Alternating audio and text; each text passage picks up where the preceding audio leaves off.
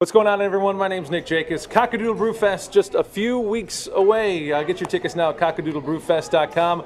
We're in our second week of meeting the brewers that are going to be down there, and of course, Granite City is going to be down there serving 3 of their beers.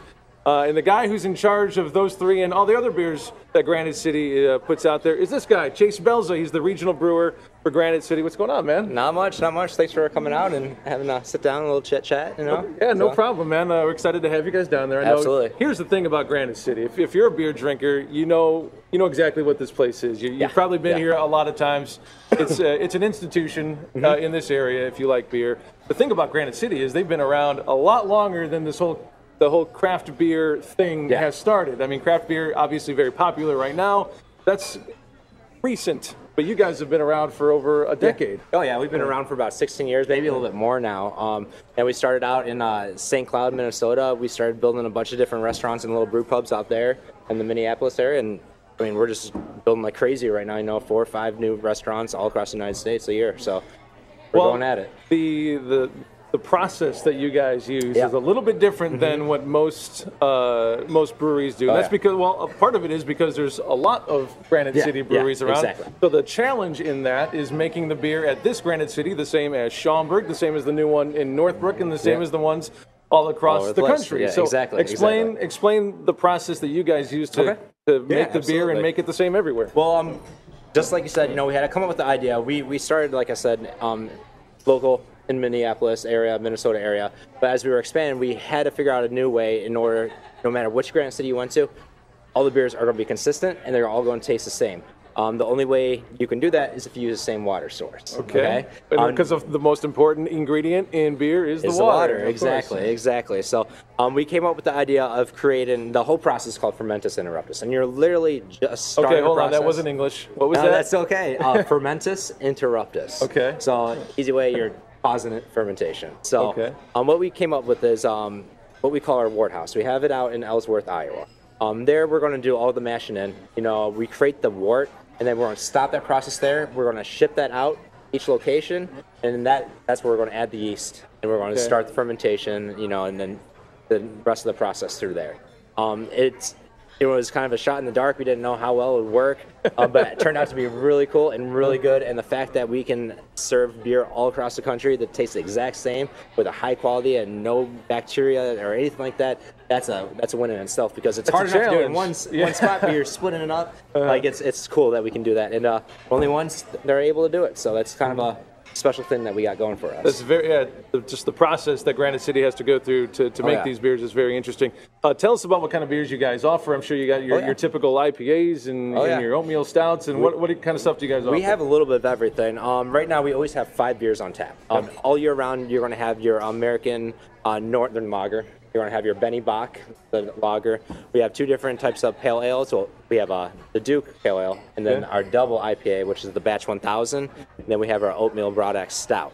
But throughout the year, we have at least 12 seasonals. We are constantly trying to come up with some new ideas, you know, things that would really work.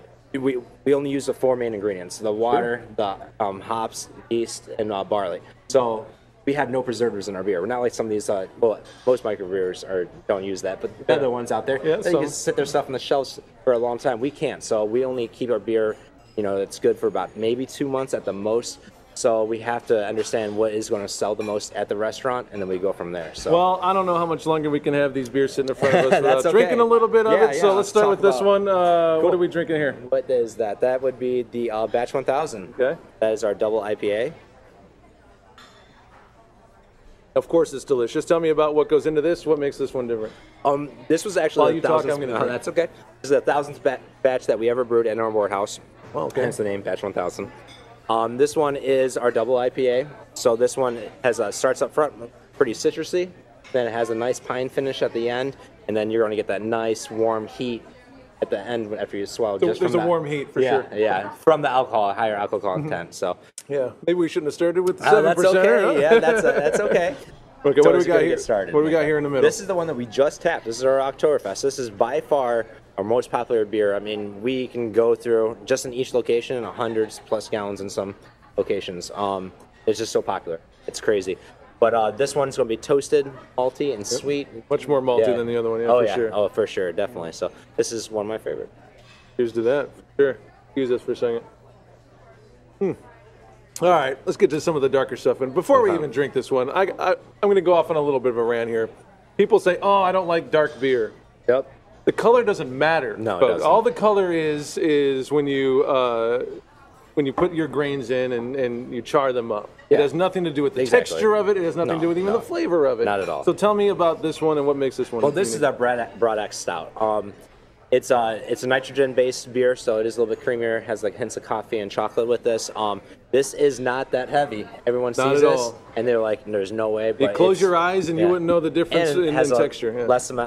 Least amount of calories of our beers, which is another reason. How about that? Yeah, it's kind of crazy. So, but yeah, it's a really good beer. I mean, this is like the perfect dessert beer, or high-end, steaks, things like it complements that really well. But yeah, so this is one of the beers that kind of tricks everybody. Yeah, you do get that bite that you get from a good stout right in the back of the mouth. It's absolutely delicious. But yeah, we're excited to have you out at Cock-A-Doodle Brew Fest. Looking forward to having some of the Fermentus Interuptus style beer out there. Something you're not going to find anywhere else. Chase, man, it's been a pleasure, man. It's good to meet you. Thank you. Look forward to seeing you out at the fest. Yeah, absolutely. Thank you. Get on out, get your tickets now. Cock-A-Doodlebrewfest.com. We'll see you out there on October 10th at the Hollywood Casino Aurora.